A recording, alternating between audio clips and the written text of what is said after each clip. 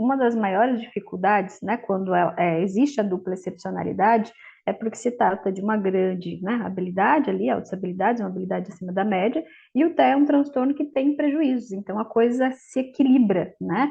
Então fica muito mais fácil de mascarar essas dificuldades.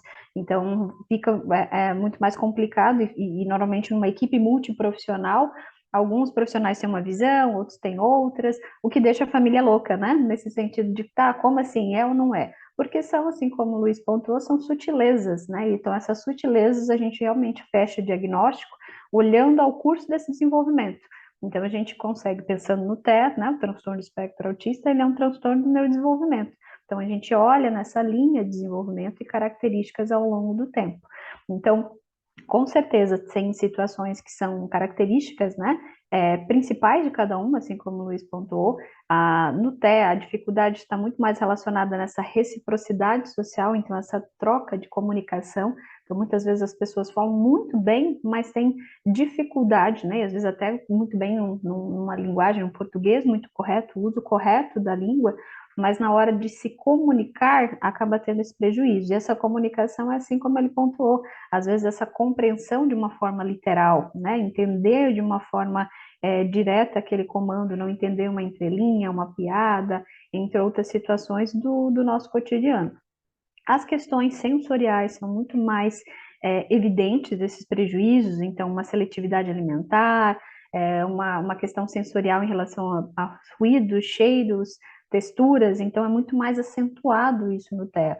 É algo que essas alterações sensoriais existem nas altas habilidades, superdotação, é possível ver em pessoas com TDAH também, só que é muito mais evidente no TEA, né? Então esse cérebro exagerado em relação às questões sensoriais é muito mais evidente no TEA. Então é ali que a gente vai fechando esse perfil e principalmente os padrões restritos repetitivos. Então, quando a gente pensa em estereotipias, por exemplo, né, quando existe essa presença de estereotipia, é uma característica muito grande do TEA, né? Então, está relacionado aos comportamentos de frustração, né, a alegria, tédio, né, então isso normalmente está presente nessas principais, né, raiva, alegria e no tédio, então assim, a criança esperando para um atendimento, então começa, né, a sacudir as mãos, né, para frente e para trás, na ponta dos pés, então normalmente são características muito mais evidentes do TEA. Então, quando tem altas habilidades, não é comum nesses padrões restritos e repetitivos.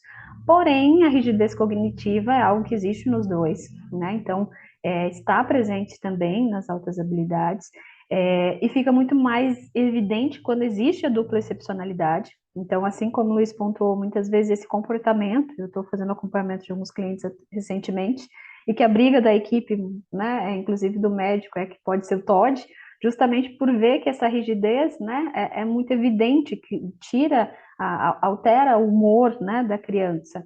Só que essas explosões não são com índoles negativas, né, em comportamento realmente maldoso, como o do Todd, né, que tem uma das características principais, esse comportamento é, é, irritado, vingativo, em situações realmente quando tem essa manipulação, né, tentando se opor àquela situação. Então, essas são as características muito diferentes da rigidez. A rigidez é realmente um perfil muito mais teimoso, né, nesse sentido que tem aquela certeza e não muda de ideia. E nas altas habilidades isso fica muito mais difícil, porque normalmente eles têm a razão. Então, é essa a grande dificuldade que eu tenho em situações comportamentais com as crianças que eu acompanho, porque às vezes essa rigidez está relacionada a situações de que eles querem colocar em prática, por exemplo, numa situação como na escola, eles têm a razão, mas às vezes aquela situação não acontece por outros fatores de regras ou situações da escola, né? Vou dar um exemplo real, já teve caso de cliente dizer para mim, não, eu quero trocar esse material porque eu sei que tem um livro novo ali disponível, o meu rasurou, né, e né, eu errei, eu quero trocar. Só que era um livro que estava disponível para caso outro aluno venha e ensine na metade do ano, né? Então, assim, para ele era lógico que ele pode trocar, está lá disponível, ninguém está usando, mas às vezes é uma situação diferente.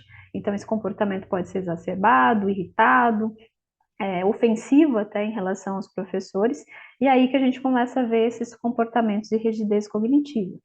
É uma das características que se permanece, né? Se você pensar com os tratamentos, terapias, que muitas vezes perguntam para que fazer terapia, para que no pedagogo, para que no psicólogo, O objetivo é minimizar esses prejuízos funcionais, né? Trazer mais a um equilíbrio, harmonia nas habilidades sociais, nos prejuízos sensoriais, e a rigidez é algo que permanece. Então, é a maior dificuldade que eu vejo em relação aos contatos, até porque eu faço avaliação e acompanhamento, reabilitação, psicoterapia de adultos, e normalmente num contexto familiar, né, contato com a mãe, contato com o irmão, contato com o pai, com a esposa, com o cônjuge, normalmente a queixa principal, né? Então, é algo que se permanece muito mais ao longo da vida, porque vão ter situações novas, né, de flexibilizar pensamento, e é difícil quebrar, é difícil mudar de opinião, é muito difícil mudar de ideia, né? Então, essas são as questões mais evidentes. E, além do diagnóstico ser complexo por ser algo clínico, ser características muito parecidas entre uma e outras, muitas vezes tem um fator emocional em relação a isso também. Por quê? Às vezes não é só a questão do diagnóstico errado, né, de ser altas habilidades e se achar que é o TEA, né? Muitas vezes acontece que é o TEA, não as habilidades sociais. Então já teve caso de clientes procurar, assim como, né, a Luiz pontuou ali, de um hiperfoco em dinossauro, saber muito sobre dinossauro, e dizer, não, porque meu filho tem altas habilidades, olha, ele sabe tudo sobre dinossauro. E quando a gente faz a avaliação neuropsicológica, existe até uma deficiência intelectual. Só que existe um foco muito grande, algum interesse específico, e aquilo ali, né, teve uma habilidade até acima da média esperada para aquela idade. Mas não que seja outras habilidades, né? Então, às vezes, até por uma questão de seria melhor, porque hoje o TEA, o transtorno espectro autista, é considerado, né, uma deficiência, muitas vezes é tido, esperado que se tenha só altas habilidades, porque seria algo bom, né? E aí é que eu digo, nem tão sempre bom, né? Tá aqui todos para pontuar em relação aos estudos, né? Em relação a isso, tem até autores que se questionam se altas habilidades e superdotação não deveria estar na classe dos transtornos, porque traz prejuízos, né? Então, assim, tá tudo acima da média, tem muita inteligência, só que uma dessas habilidades, talvez características principais que vão diferir, né, o TEA de altas habilidades, é que são pessoas muito mais sensíveis em relação a até essa percepção, né? Então, de perceber, ah, não, minha esposa tá brava, talvez eu não sei exatamente o que que é, mas tá brava quando se tem o TEA, e trazer isso para si, né? Então, se preocupar com o outro, o que vai acontecer com o outro, o que o outro está pensando, e acaba sofrendo muito mais e levando a quadro de depressão. Então, tá acima da média faz com que se distancie dos pares em relações sociais, interação, né? Às vezes é uma criança que não quer falar, né? O que eles me verbalizam, ah, vai falar sobre TikTok, né? Coisa banal. Tava vendo vídeo sobre a faculdade, como que vai ser a faculdade de medicina, sobre aplicar para a faculdade fora do país.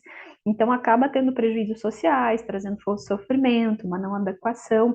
Então, tem um lado ruim também de estar acima da média, né? Então, são situações que, normalmente, é aí que a gente consegue ter essas nuances de forma clínica, assim como o Luiz falou do espectro, né? Essas características que a gente vai separando de cada situação.